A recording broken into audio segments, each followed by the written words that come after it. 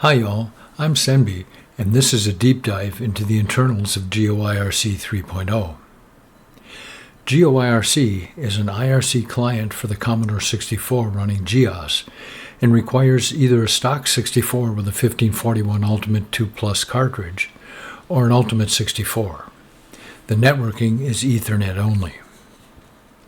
A D81 containing the source and executable with release notes is available on Codeberg, where PDFs of the source files and release notes can also be found. geoIrc consists of about 7,000 lines of code across about a dozen source files and was written entirely on a Commodore 64.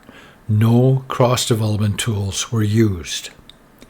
First drafts were written using pencil and paper, and the actual source files were keyed in using geoIrc. GeoAssembler and GeoLinker 1.1 were used to build the program.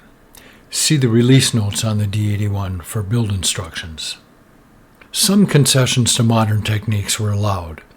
For example, I coded on an Ultimate and ran it at 48 MHz while assembling and linking, although everything else was done at 1 MHz.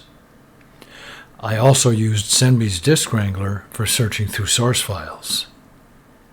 The code and tools were stored on a CMD hard drive in a 1581 emulation partition, and backups were made to both a D81 on a USB stick in the Ultimate and a 3.5-inch floppy in an FD2000, using CMD's mcopy utility.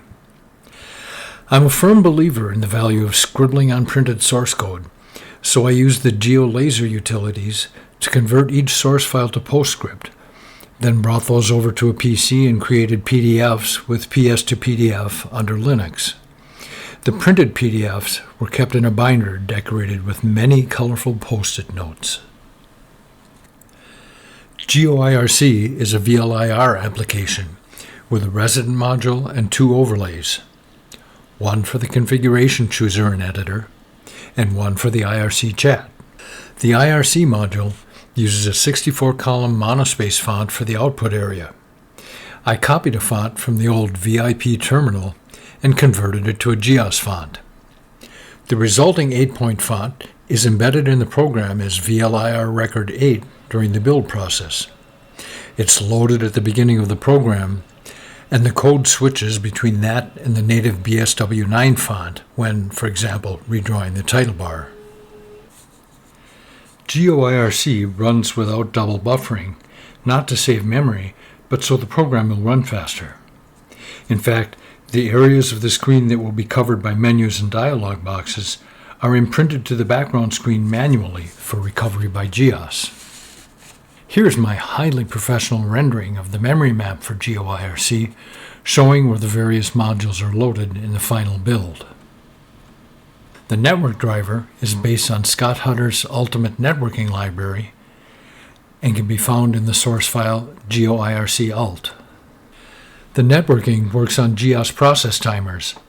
The network is polled every 30 jiffies, half a second, to fill a buffer that is the maximum size of an IRC packet, 512 bytes plus the 2 length bytes added by the Ultimate. There are also 2 other processes, a CTCP keep alive ping to the user's own NIC, and a watchdog timer for the response. Once connected to a server, both the polling and keep alive timers are started.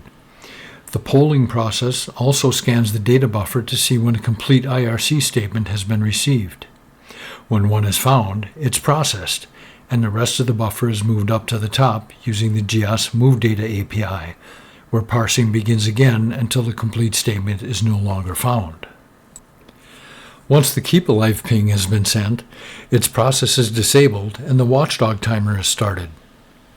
Note that since the polling process can easily last longer than the length of time between poll process timeouts, the disabling and re-enabling of process has to be done carefully within an interrupt guard. See Process Synchronization in the Hitchhiker's Guide to GEOS for more information. If a ping response is received, the watchdog is disabled and the keep alive ping is restarted. But if the watchdog times out before a response is received, the remaining processes are stopped and the session is closed with an error message. This should satisfy some curiosity about how geoIrc works, and it should be enough to start navigating the source code so you can make your own modifications. Have a lot of fun!